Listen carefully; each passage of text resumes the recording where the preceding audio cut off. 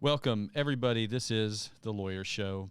I'm your lawyer, Jeremy Rosenthal, and welcome to this week's edition of Pain, Misery, and how best to capitalize and monetize it. To be a lawyer, I think we've talked about this before, you kind of have to have different levels of being a sociopath. Let me give you an example. So when I get pulled over for... Well, when I advise clients who come into my office, all I do is criminal law. When I advise clients who come into my office, I'll tell them, look, don't talk to the police, don't consent to searches. You need to be tough. They're going to ask you, do you want to answer these questions? Do you want to answer these questions? Do you want to answer these questions? Do you want to answer these questions? And you just have to have fortitude. You have to say no. You have to be tough. They're going to do every trick in the book. Well, we can do this the easy way. We can do it the hard way. I can go get a warrant. They try to do a lot of different things. Now, I say that for this reason, because when I get pulled over by the police, not that I speed or that I get caught speeding, not that I make bad right-hand turns or do things like that. When I do these things, I typically...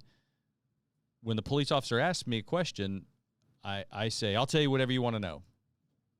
Why did I pull you over, sir? Because I was speeding. And by the way, what you don't know is that I also haven't changed my house within 30 days of moving. I'm sorry, Mr. Police Officer, and my registration's out, right? So I cannot, it's hard for us to handle our own advice sometimes. And it's particularly interesting because on one end, and when I'm cross-examining a witness, a lot of times a police officer, a lot of times somebody who is an authority figure, a detective maybe, or something like that, not that I want to be that aggressive, but I kind of have to be that aggressive. It's my job. So there's a certain degree of, I think a psychologist, psychiatrist would call that sociopathy. There's a certain degree of sociopathy that goes into that.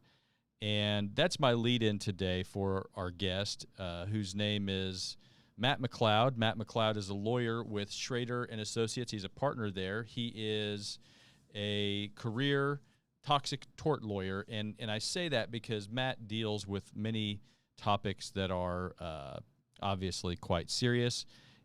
And in some ways, I don't want to say ghoulish, but he deals with death. He deals with cancer. He deals with toxic torts. And I'm going to let Matt talk a lot more about that. He knows more about that than I do.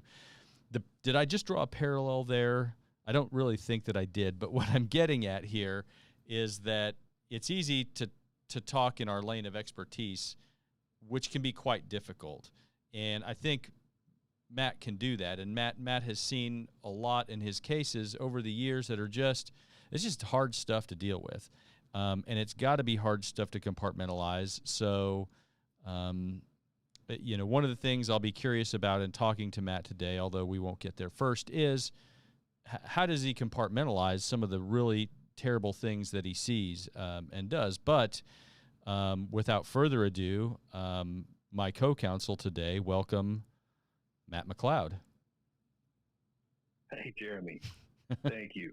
Thanks for having me on your show.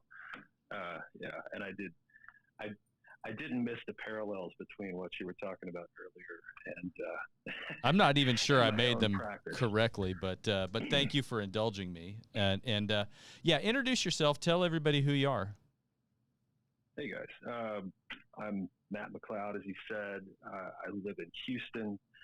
I've been in Houston for 18 years now. I was lured down here by one of my now partners, the founding partner of the firm, Justin Shrader, to help start this law firm back in 2003.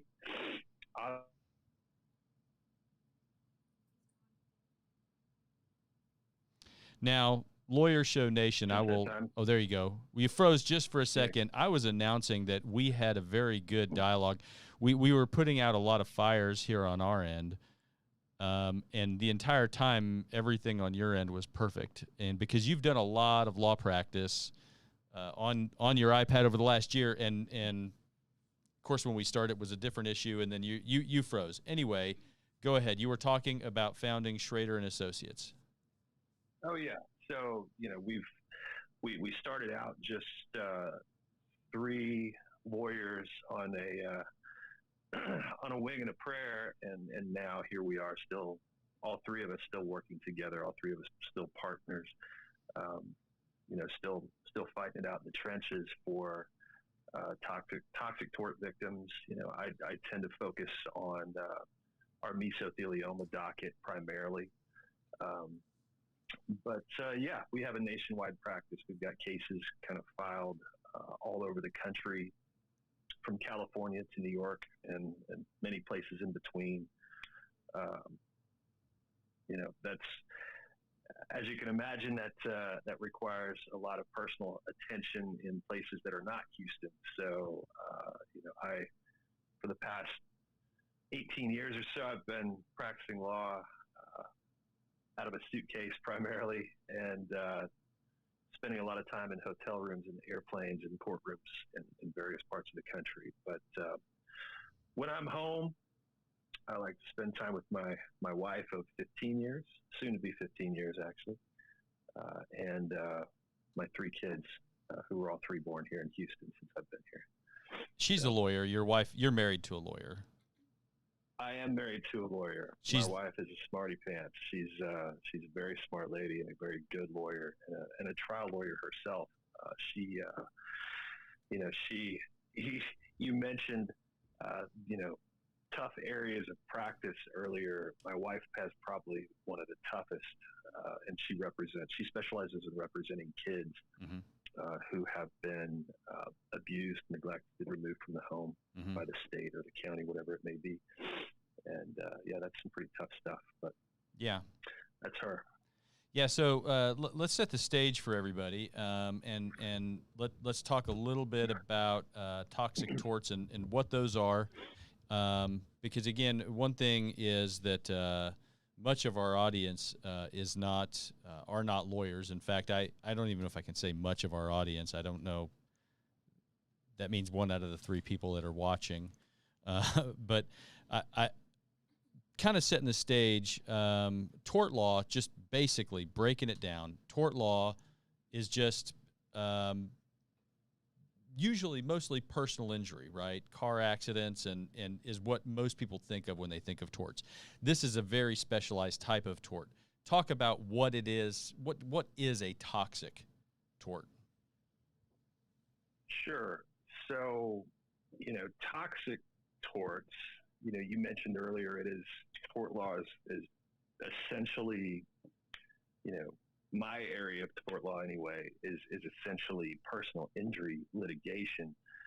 Well, toxic tort litigation is when basically somebody blew a responsibility or blew a duty that they had, and as a result, somebody gets poisoned by it, whether it be in the workplace or by using a consumer product, or in just about any number of scenarios you could envision. When people, I guess, when clients of mine want to know, kind of what it is that I do, I ask them, about movies. Have you ever seen Aaron Brockovich? Have you ever seen A Civil Action? Have you ever seen a newer movie called Dark Waters? These are very real situations. Those were all, films that were based on things that actually happened. And that really, at the end of the day, is what we do here at my firm. Is we represent people who have been poisoned, whether it be by industry or just circumstance beyond their control, and it results in somebody getting a very bad form of cancer, generally. So that's what we do here, and that's in a nutshell what toxic torts are. You can have all kinds of different toxic torts, whether it be like groundwater pollution, or somebody who got exposed to, say, like a truck driver who his job is to load and unload gasoline trucks. Well, we've handled those kind of cases before that cause benzene and gasoline can cause people to develop leukemia. But I mentioned earlier, I work on the mesothelioma docket primarily, and those are people who, at some point during their lives, were exposed to asbestos, and later developed mesothelioma, which is, cancer. So let me stop you there, and because we all see, if you watch a lot of television, you see commercials here and there about mesothelioma. Tell us what that is, and just how, I don't know, rare it is. I mean, you know a lot more about mesothelioma, obviously, than I ever will. Talk about what it is, and let people know what it is, because I think that a lot of times we see these things, we see these terms batted around, we just don't understand what they are. What is meso? Well, it's something that, like you said, if you watch enough daytime TV, then you're going to see, the commercials for it. But I would say we don't hear enough about it for the right reasons, really. It is a bad disease. It is one of the worst that I know of. It is, to this point in medical science, it's still incurable. It is nearly always fatal, and it's not a good way to go. What it is, it's a form of cancer that can develop in various parts of your body. Most commonly, it develops in what we call the pleura of your lung, the outer lining of your lung. And people, you don't get asbestos poisoning by handling with your hands. You get it from inhaling these little microscopic fibers into your lungs. And once it goes into your lungs, it stays there. And after a period of time, it can set in motion a chain of events that result in the development of mesothelioma.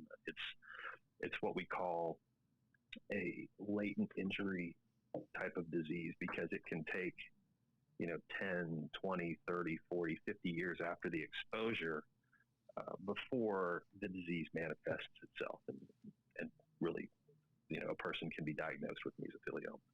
But generally it shows up around the lining of one or the other of somebody's lungs.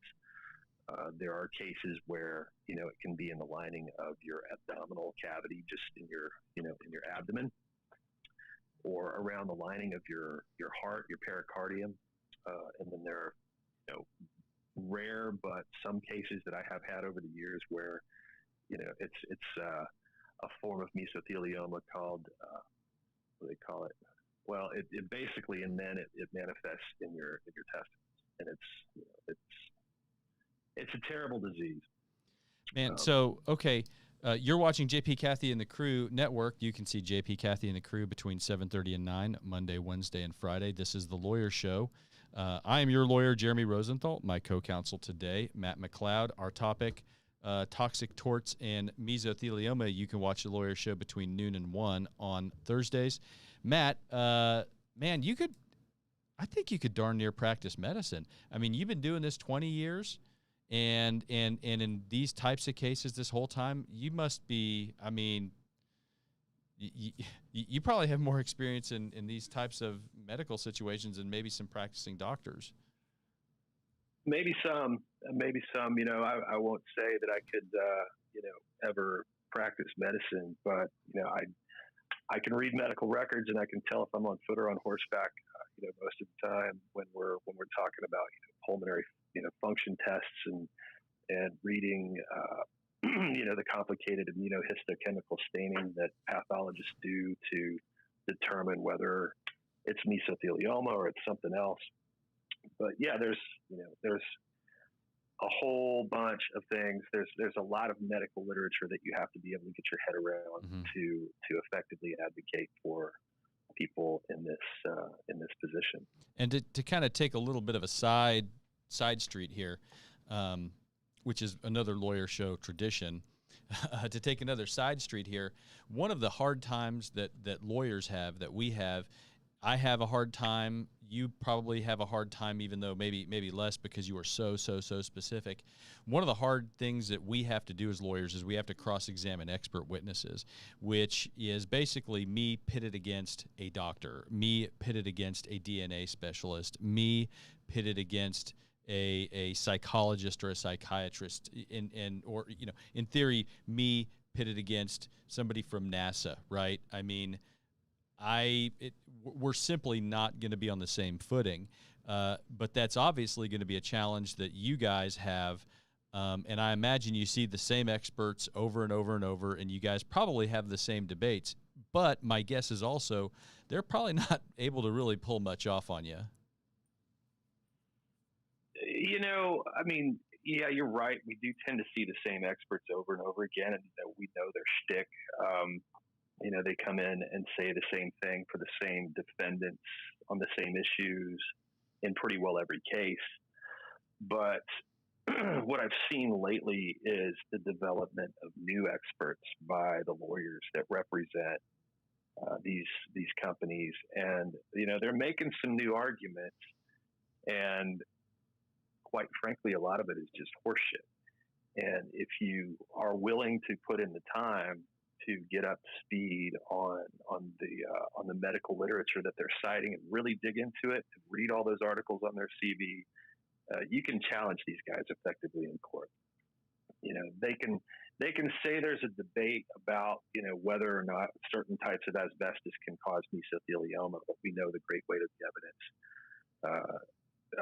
across the world is to the contrary of that. So, I'm talking, I guess, with regard to the new experts, more some of the genetic factors and whether or not people are predisposed to get mesothelioma. There's a new crop of experts that are picking up some business from some of these law firms that defend certain defendants that are regulars in the litigation. They're trying something new, and I don't really think it's working out for them. But yeah, we dig in, we take the experts. We don't just we're a trial law firm, and those are kind of far and few between in asbestos litigation. There are a lot of settling law firms out there, but we like to try cases when we can. It just seems like every time we work a case up for trial, 9 times out of 10, it will get settled because they don't want to see us at trial. Okay, so let me kind of give everybody the 40,000-foot view here of this type of litigation, about asbestos litigation. So your law firm, you guys represent nothing but plaintiffs, the folks who are injured, the folks who have developed this type of cancer. My guess is that you guys are, I know that you guys are obviously highly specialized. My guess is that it's probably one of the more regrettable parts of your job. You probably have to tell a lot of potential clients no, because you guys probably get hit with a high degree of cases, and you guys know exactly what it is that you're looking for. Am I right about that? Well, yes and no. I mean, look, if we get a person that has been diagnosed with mesothelioma, if a person like that calls me or is referred to me by another lawyer, I'm going to have a hard time turning that case down because we know what caused it, right? Mesothelioma is caused by inhaling asbestos. That's it. Right. There's some anecdotal evidence out there about, radiation causing, mesothelioma in people. I don't think the science really supports, other causes of, malignant pleural mesothelioma or peritoneal mesothelioma or all the other types, really, other than the inhalation of asbestos fibers. If somebody were to call me and say, I've been diagnosed with mesothelioma and we can verify that yep, that's a correct diagnosis, then I'm going to take that case and go to work on it with my team of investigators. Usually it's me just personally, boots on the ground, going to see the people and, hearing their stories and trying to figure out, okay, where, a lot of times it's very obvious where they were exposed and how it happened. Sometimes it ain't so obvious, and you really got to know what you're looking for. And, I think that's where, the 20 years of sitting with clients and hearing their stories and, sifting through, their lives really. Well, and let me back you up here. let me back you up here, Matt, because also part of this, and part of what's got to be so difficult about this is it's got to be hard to, I mean, you see a lot of really sad situations. We have a lawyer in our firm named, Bo Calabas. Bo, I know Bo well. This is the first time I've gotten you to smile during the whole podcast is mentioning Bo Calabas. That's a first that anybody's ever smiled after. And we've got a very attentive viewer, too, who's asking us a whole lot of questions. It looks like I can't pronounce his name, John Nagy. Anyway, he's got a lot of pointed questions about the city of Houston. Maybe we'll get to that here in a minute. But Bo has described a lot of stories, and Bo is on the defense side of it. Man, you go and visit these folks. These are hard. These are like hard stories, and these are people who can talk about the sickness. Talk about, let's take Lawyer Show Nation through the muck. What is it that you have seen and experienced from some of your clients? The best people I've ever known are some of my clients. We've had clients. We've represented a 17-year-old girl with mesothelioma. I am currently representing the family of, the former chief investigator of a local police department in Louisiana who was diagnosed at age 49 with mesothelioma. I'm also representing his brother who was also diagnosed with mesothelioma. Both of those guys were exposed to asbestos as young kids from their stepfather, who worked as a boilermaker for a big company working in petrochemical plants up and down, the Texas coast. We see all different kinds of people in my practice, and by and large, it's just good old blue collar, hardworking folks that just wanted to do nothing other than make a living and make a life for their families, and then later in years after the exposure happened, they get hit with this diagnosis, and it's tragic. It's really it's tough on families. It's tough on the people that get the disease, and we really do try to make the process human for them, and not just help with the legal stuff, but I know the doctors. The doctors that I would want to be seen by if this were to happen to me or, a family member. So, we try to help with that when we can, without overstepping. But, there are certain places I would not want to be seen, and I try to guide my clients to that. But yeah, look, it's, by and large, my clients are just good people who have been dealt, a bad hand, and, we try to make it right for them as best we can. Yeah. So folks who've worked their whole life, people who are, just kind of, Johnny Lunch Pail, Susie Main Street, and trying to put something aside for their family, put something aside for retirement, and then they get hit with this diagnosis, and the medical treatment, obviously, if they're lucky enough to get it.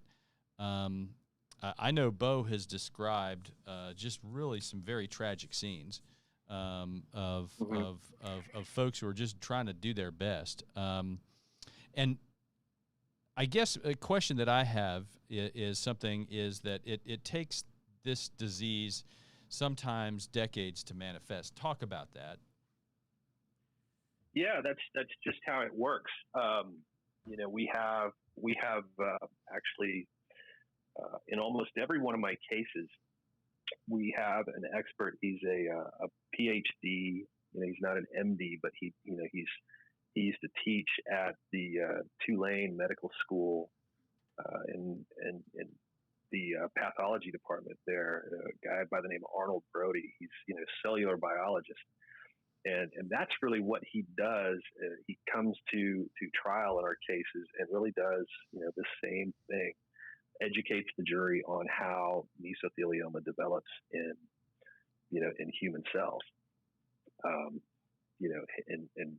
if you ask the jury afterwards, after the trial's over, who were the best witnesses in the case, they almost always say Arnold Brody was one of the best witnesses. He's just, he's that good.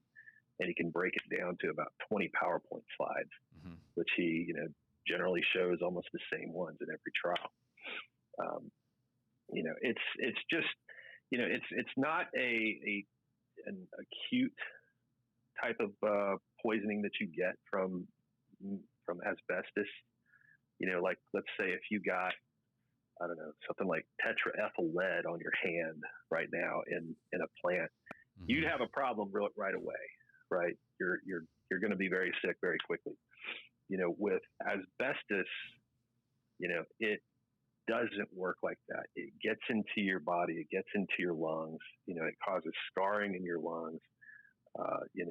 There's, and I prefer to let my experts describe the whole chain of events that happens that results in mesothelioma developing in people. But, if we see mesothelioma develop within, say, 5 years of an exposure to asbestos, it's hard to link it to that exposure. You really need, I guess 5 years is some folks would say it's a sufficient latency period for that exposure to be contributory to, the development of mesothelioma.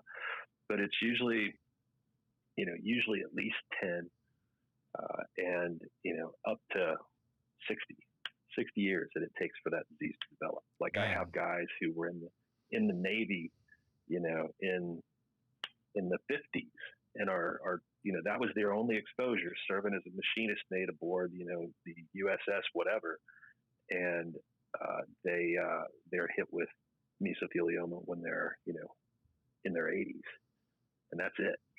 So that's just how it works. Man, so okay. Do you guys handle cases for estates after a person has passed away and their estate has a claim? Talk about how that works and what the difference is. Sure. It depends on when we get the case. We can file a survival and wrongful death case. When somebody passes away from mesothelioma, if we get it quick enough, then we can file a survival action for that person. So, we can preserve their claims as well as, file a wrongful death action for, the wrongful death heirs, whether it be the surviving spouse or children, or it just kind of depends on, what the wrongful death statute in that jurisdiction says. But I'd say I'd say it's probably 50-50 on the cases that we get, somewhere in there, somewhere close to 50-50, where our clients are already past, the person with mesothelioma is already gone by the time we get the case. So, we really have to kind of kick the investigative aspect into overdrive quickly in those cases to find, coworkers and people who were, basically just fact witnesses who can talk about how that person would have been exposed to asbestos. You just said something very interesting. I think you said kicking aspects. That's good. That's very good. You're a good aspect kicker. Is that what you said? I think I got that right. I see shiny things. No, I said we have to kick the investigative aspect of the case into overdrive really quickly. And we do that even, our living mesothelioma cases, when we get somebody who's living with the disease, obviously I will get on a plane and go meet them as quickly as I can, wherever they are. But it's a little harder sometimes to piece everything together secondhand when you have a case where it's someone who isn't able to tell their own story in their own words. Right. You're relying on other people to do it. And oftentimes that takes, 2, 3, 4 witnesses being deposed to really, round off all of that person's exposures. Okay. You're watching JP, Kathy, and the Crew Network. You can see JP, Kathy, and the Crew between 7:30 and 9, Monday, Wednesday, and Friday. This is The Lawyer Show. I'm your lawyer, Jeremy Rosenthal. We're on between noon and 1 on Thursdays. My co-counsel today is Matt McLeod. So giving everybody, again, kind of just so folks sort of understand some of the battle lines here. Plaintiff comes to you guys, says, I've got mesothelioma. You guys look into it. There's a lawsuit that is brought, just a good old-fashioned lawsuit that is brought state court, maybe federal court. And who are you suing? It depends on the case. I just filed a case a couple of weeks ago up in Chicago, where we are suing basically 4 companies. One was an insurance company. One two were product manufacturers that, were alleging that our plaintiff was exposed to asbestos from. And then the third was her employer.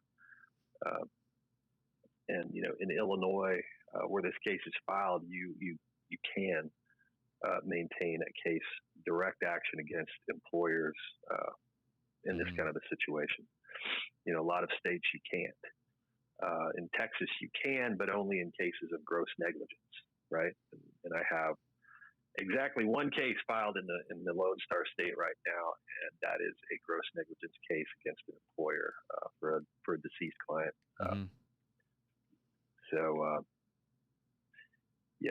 But I mean, you asked me who we're suing. We're suing, the companies that either manufactured or sold or distributed the asbestos materials that a person was exposed to. We're suing, if this person worked in a facility where contractors were doing, we're doing like demolition or installation of asbestos-containing materials around a person that gets sick, then they're probably going to get named in the case as well. Premises owners, a lot of these, a lot of our cases that have kind of a local flavor down here in Houston are former refinery and chemical plant workers who worked in the plants.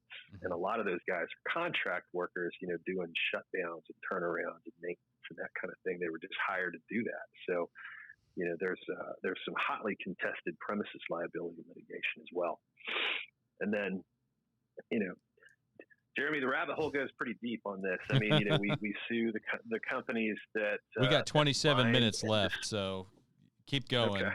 We got some time to fill, and I don't have that many ideas, so keep going. Sure.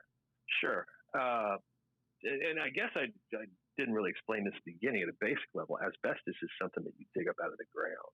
It's a rock, and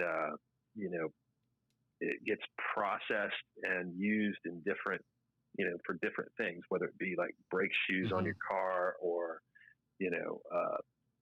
an additive to drywall joint compound that you use to finish out sheetrock and stuff like that with. So it was used in just tons of different things. Now, as of late, and by as of late, I mean as of like the last, 10, 15 years, there's been a big focus on asbestos contamination in materials like consumer products like cosmetics, baby powder, that kind of stuff.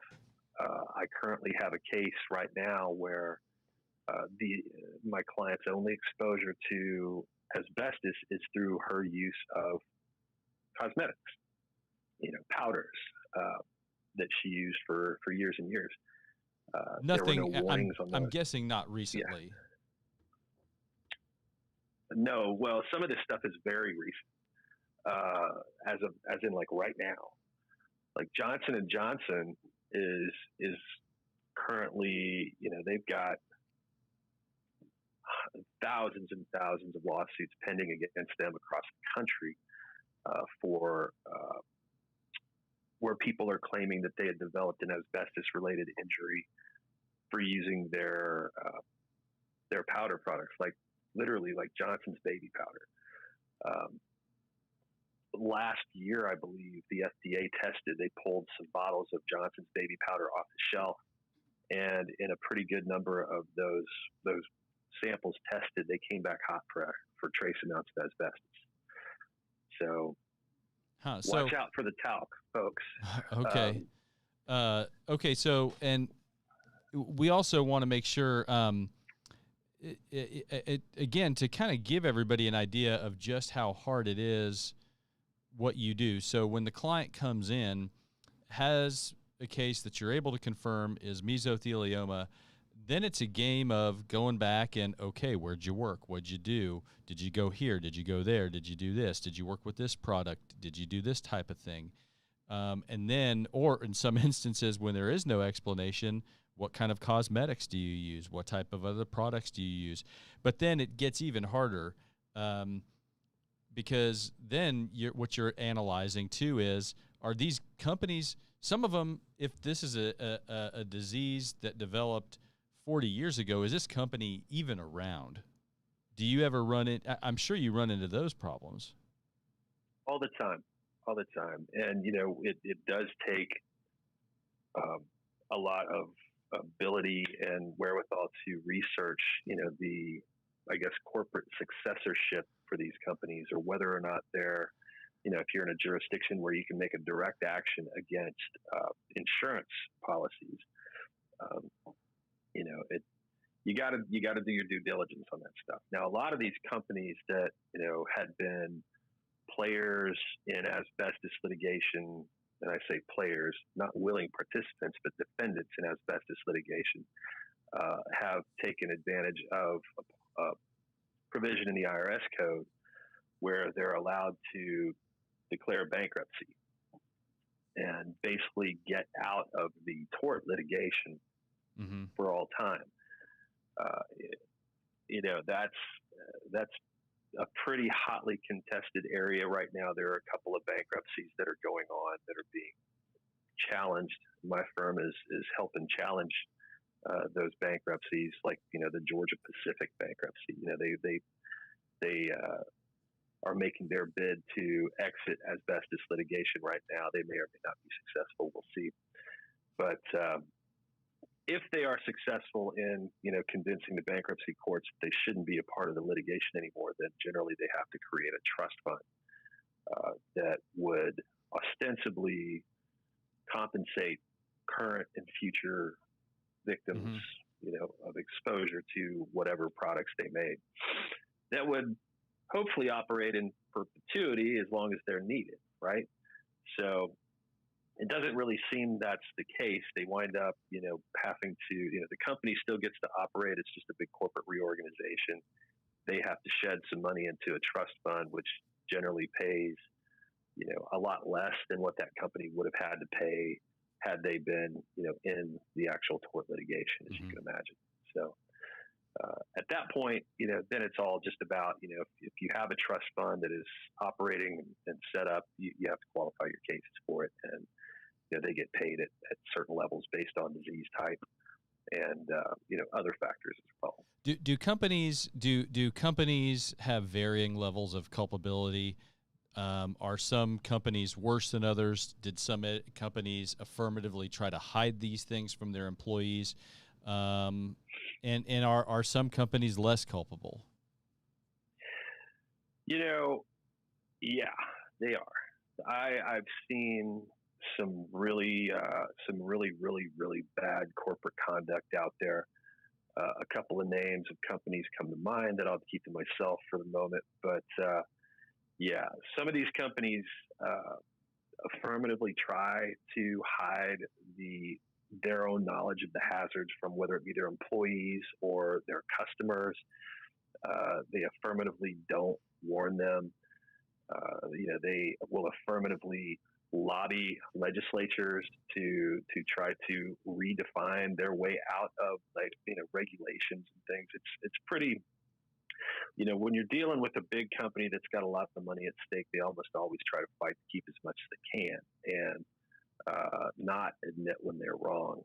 I understand that, but some of these companies' corporate conduct is just outrageous. And when we get to trial and we can show that to a jury, those are the kinds of cases that you see with the 8, 9 figure verdicts that you see in these kind of cases out there. This is one major difference, just so you know, between a criminal case and a toxic tort case. Because when you guys get a big verdict and you guys get a bunch of goose eggs, followed, with a crooked number followed by a bunch of goose eggs and maybe some commas in between there. Again, it's a long time between when you get that verdict and when your plaintiff is made whole, when the law firm, when you guys get your fees out of it. When I win a case, I get to go home. I get to move on to the next case. So we get a not guilty verdict, and there's a lot of gratification there. Goes on the website, obviously, and then but that's just one major difference. Just something I have to point out. Let's talk about what are the differences between and you may have already just answered this. What's the difference between a case that gets settled and a case that you guys say, no, we're going to try this thing? Whatever my client tells me to do, right? My clients are really the captains of the ship, and what makes a case difficult to settle. And ask Bo. I used to practice on the opposite side of toxic tort litigation from your partner, Bo Calavis. And he's difficult. He's one of the good ones, though. I always liked Bo, and I appreciated his tenacity, and he's a smart guy. Matt, but he was always fair. Bo is not here to defend himself, so now is the time to go after him. All right. Well, I always liked Bo. I'm not kissing Bo's ass, and I don't owe him any favors. Now you're all the way in Houston. He can't. He's too lazy to get in his car and drive down there. But go ahead. Sorry, man. Well, he may buzz by my office building in his airplane. That would be kind of nice. This is a good point, and I'm also collecting many pointed questions from this John Nagy fellow. We're going to have to get into some of these. I don't know if these are. I've never heard of her, so You never heard of her? Yeah. I don't. Is Heidi? Is he leaving these on our Facebook feed? What's that? Oh, he's putting them on JP, Kathy, and the Crew Network. Which, by the way, you're watching JP, Kathy, and the Crew Network. We're on between. They're on between 7:30 and 9, Monday, Wednesday, and Friday.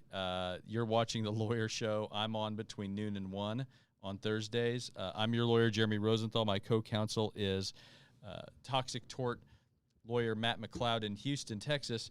I made a very bad mistake, Matt. I told John Nagy this morning that you were going to be on the show, so I triggered much of this. I don't know if he's blowing up your phone too, but we just probably need to get some of these out of the way. Okay, maybe these questions have special meaning to you. Why do dogs' feet smell like Fritos? Do you have an answer? I'm going to pass on that one. I do not. Is this a story here? Because you went to SMU School of Law, which I hear is that's awesome. I've just heard that. That's what they say. Yeah. I know a couple of good lawyers that have matriculated from that institution of higher learning. Well, good looking at least, right?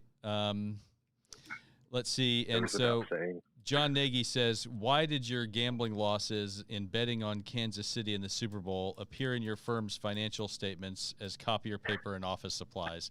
What's your answer for that? Mr. Nagy, always a joker. Yeah, I think Mr. Nagy's probably taking the day off today, and he's probably about. I'm guessing he's about 4 or 5 beers deep. It's only 1 o'clock. Well, so. He works for the government, so let's face it, every day is a day off, and so, right? I mean, yeah, and so he's drinking styrofoam coffee cup stuff, and he's like on his 6th cup of whatever. But anyway, he's he's into the Lawyer Show. I'll give him that. And That's so great. So anyway, and we had John Nagy on the Lawyer Show a few weeks ago, and he was able to he was able to kind of do his best rendition of what it's like when somebody smokes a crack pipe. But you're good, man, because like I've thrown this at you, like you've got a straight face. Let's transition this into a topic. So as a lawyer, when you are in trial, you must obviously maintain your poker face. Talk about, because this is, again, a radical departure from what it is I do. I try cases, again, completely differently than things you may do. What goes into a trial for y'all? I'll tell you, it's been an interesting year and a half here. There have been no trials for a while. There in certain jurisdictions around the country, they have been conducting trials kind of like what we're doing here, via Zoom, where everybody, the judge is on Zoom, the jury's on Zoom, all of the witnesses are on Zoom. We didn't do any of those. We haven't. I would have, but we just didn't have the opportunity to. A mesothelioma trial is, it's an undertaking. I mean, it's a big deal. Generally the length of a meso trial, if you're going to go, from voir dire to verdict, soup to nuts, is going to take 3 weeks. 4 weeks, and if you're going to try a case against, Johnson & Johnson for one of those, cosmetic cases, plan on spending 3 or 4 months in trial. The experts that you see in our cases, I mean, we hire it's the best of the best people that are really experts in their fields. And typically, the kind of experts that you're going to see in our cases are on our side and, potentially on the other side are going to be doctors, like pathologists, who can, say, okay, this is a case of mesothelioma, or this is not a case of mesothelioma, right?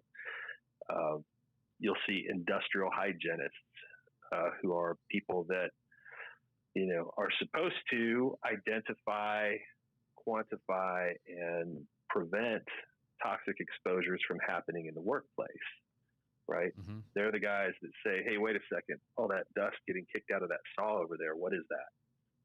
Is that asbestos? Let's try not to do that, or let's figure out a way to contain it if we're going to do it, in any case, right? Or at least hide the documents, or at least hide the documents and records effectively. Well, what I said, the identifying and minimizing elimination of risk and hazards from the workplace, that's what they should be doing. Oftentimes on the defense side, it's, explaining it away. Mm-hmm. And it's always fun to cross-examine those guys in front of a jury. But like I said before, we'll have cell biologists like Dr. Brody come in and talk about how mesothelioma develops so that the jury can understand, what it is that we're talking about and how it happens. And then, one of the more compelling pieces of the mesothelioma trial, expert witness-wise, is when you have a state-of-the-art witness. A state-of-the-art witness is somebody who can go back in time. They're typically, somebody who's got like a degree, an advanced degree of PhD in public health, who has studied the historical regulation of asbestos, how that has changed over the years, and the emergence of the medical and industrial knowledge about the hazards of asbestos over time.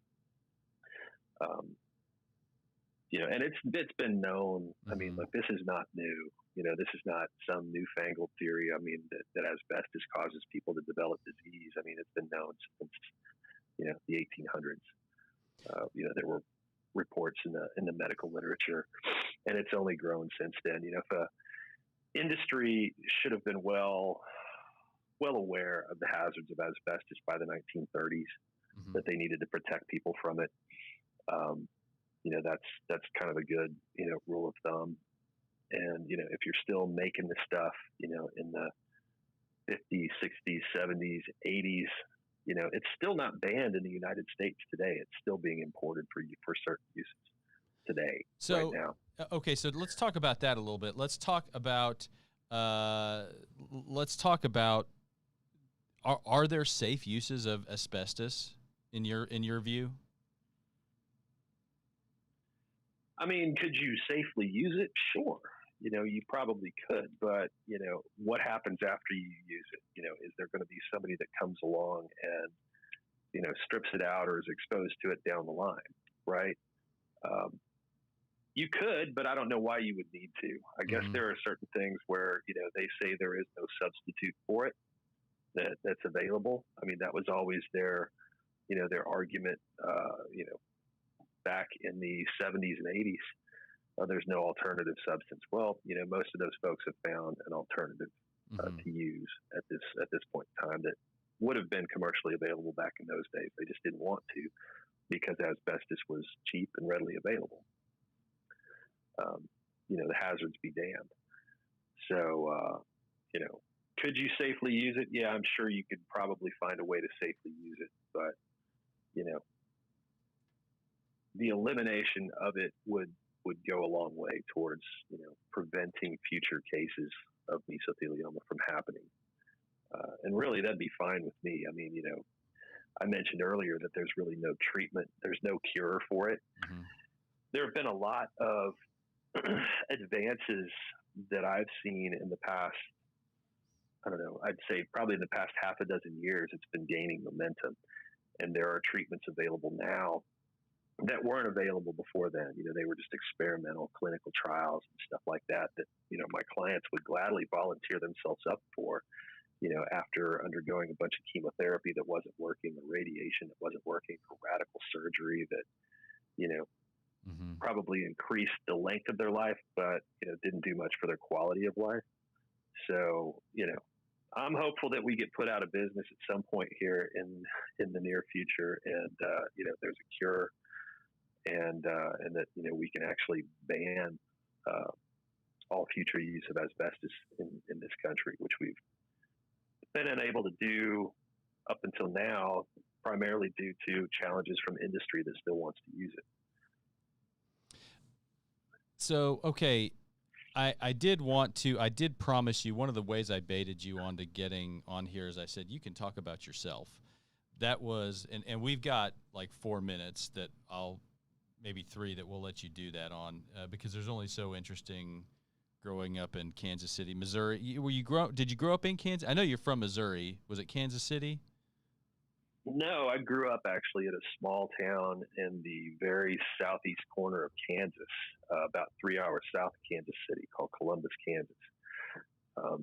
Columbus was kind of right on the edge of the, northeastern Oklahoma and southeastern Kansas mining industry. So, I grew up with some toxic torts right in my backyard. So I was going to say, no wonder you think Houston is nice. Okay. Houston's growing on me a lot. I don't beat up too much on Houston. I beat up a lot on Tarrant County and Fort Worth, and I beat up a lot on Baylor Law School. Houston is not really the Astros. That's another story. I know you're a fan. We won't get into that at the moment. I have nothing. I've adopted the Astros after being here for 18 years. My son's an Astros fan, so I do have an Astros hat, but my heart is still with the St. Louis Cardinals. Well, very good. So, okay. Just for the record. I won't. Yeah, we've got too much to tackle here, because one thing I do want to talk about that I think is very important. I think our conversation today is incomplete without talking about tort reform and what tort reform has done, and some of the legislative changes that you have seen in particular. I don't know if there's any that have been targeted at asbestos, but talk about tort reform. Talk about how, just talk about how that has ruined America.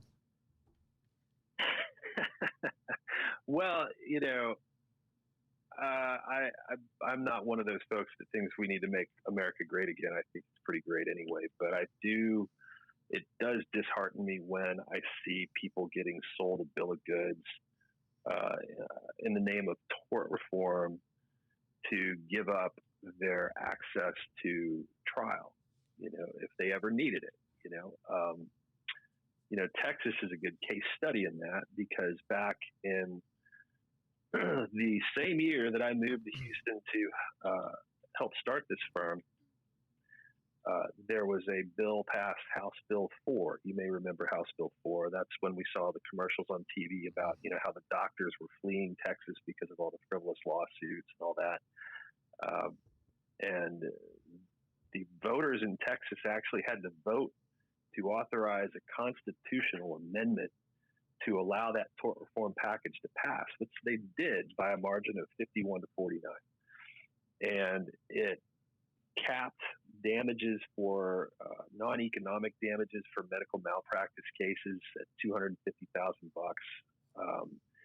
It also, this wasn't in the headlines, but it also took every single asbestos case that was pending in the United States, or not in the United States, in the state of Texas, out of the courthouse that they were filed in, and consolidated all of those cases in one court here in Houston for all pretrial purposes. Mm-hmm. So all pretrial motion practice is done in one court for every asbestos case filed in the state of Texas. Rather than could you still try your case? Could you still? And I'm sorry to cut you off. Could you still try your case in the jurisdiction, or was it just the pretrial that happened in Harris County? So yeah, it gets all the pretrial stuff. I mean, your pretrial happens in Houston, and then it gets certified and remanded back to the court in which you filed it in. You can still file your cases. Like, I could go file a case in Galveston County if I wanted to. It's going to get sent to Houston for all pretrial purposes. And then after all that's done, it gets sent back to Galveston. And it also, that tort reform package also created a medical criteria for non-malignant claims that is very, very difficult to ever meet. It basically killed the non-malignant claims in asbestos litigation in the state of Texas. You can't hardly have one of those here. Like I said, I have exactly one case filed in Texas right now, and I don't have plans to file any more. But there are certain circumstances that we have to. But we've been pretty creative, pretty nimble at getting around it. It's just tort reform. I'll tell you, just in a nutshell, it doesn't work out it doesn't ever really work out for the plaintiffs. The reason for tort reform is because the Chamber of Commerce has an army of lawyers and what do you call them, lobbyists that have had a lot of success in getting their way, not only in Texas, but instituting similar tort reform all around the country, particularly with regard to asbestos cases. So, it ain't getting easier to file these cases and to win them. The thing about Texas is, even if you do, let's say you make it through, summary judgment, and you get through pretrial, and you get sent back to your jurisdiction where your case should be filed, and you win a big verdict. What happens next, Jeremy? Mm-hmm. You get appealed. You get to. It's I think somebody told me recently it's like an inning in a ball game.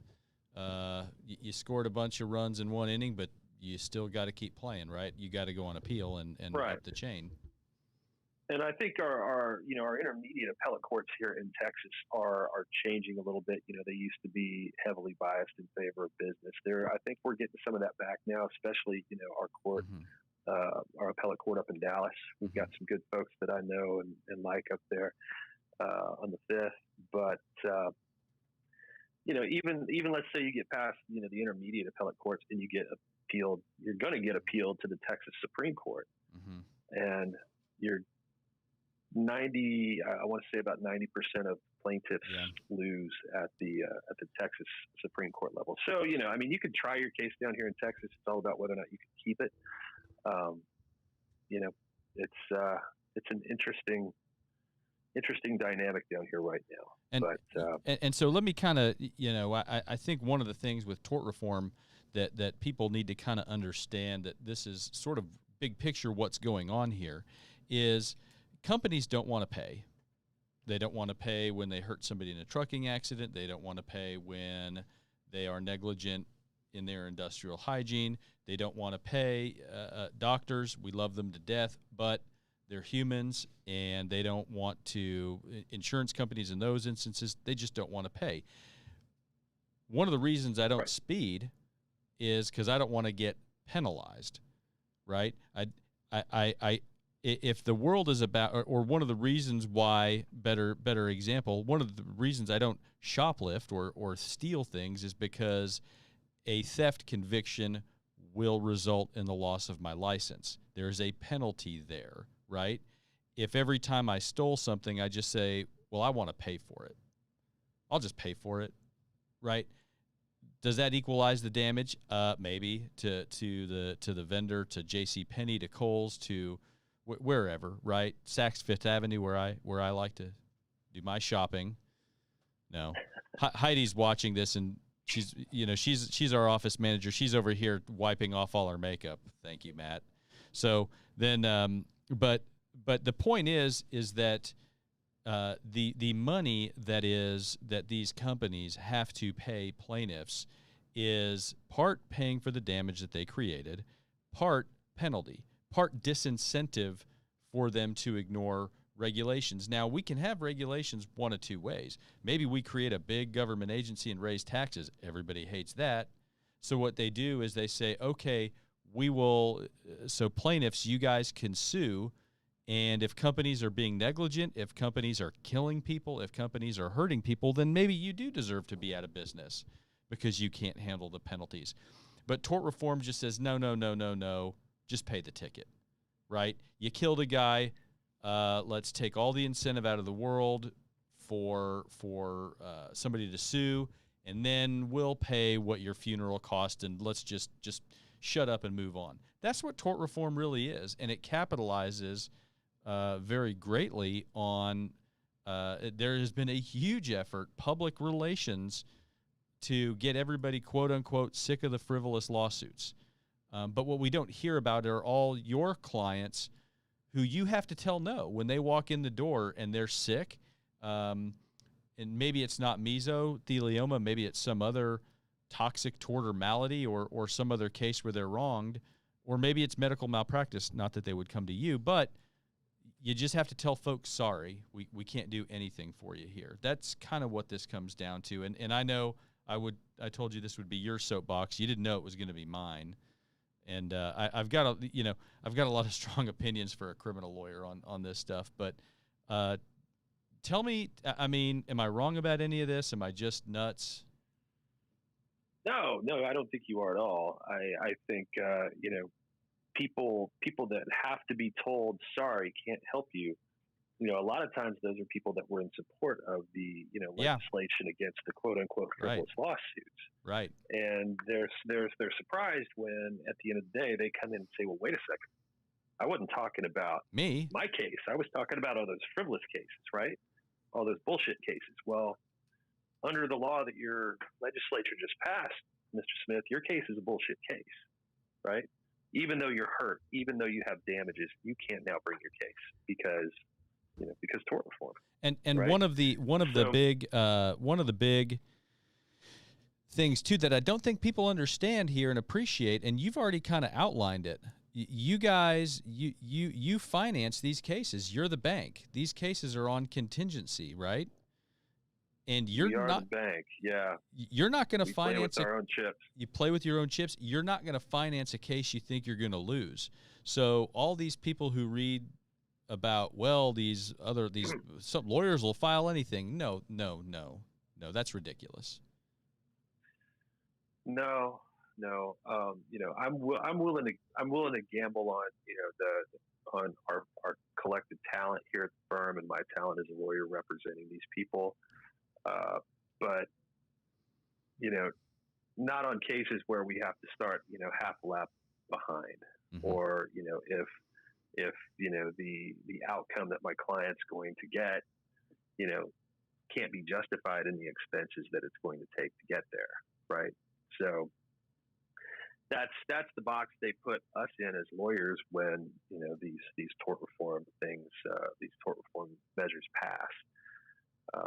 It just becomes a situation where you just can't feasibly bring a lawsuit.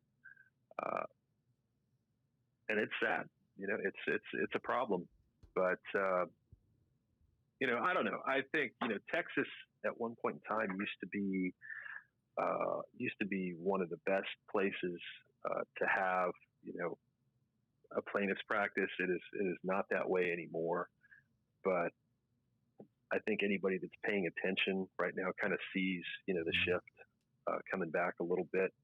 And I think that's part to a large degree in people realizing that, they've been sold a bill of goods. Yeah.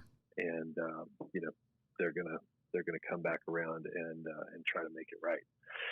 So, we did not flee Texas, but we have had to file. We've had to file a lot of our cases that would have been filed here in Texas in other jurisdictions, and we've had to learn how to do that to effectively, advocate for our clients and help them. It's been a process, but we've been successful at that. So, still today, I don't turn down a whole lot of mesothelioma cases, and anybody that sees this podcast, Mr. Nagy, if you ever need my help, let me know.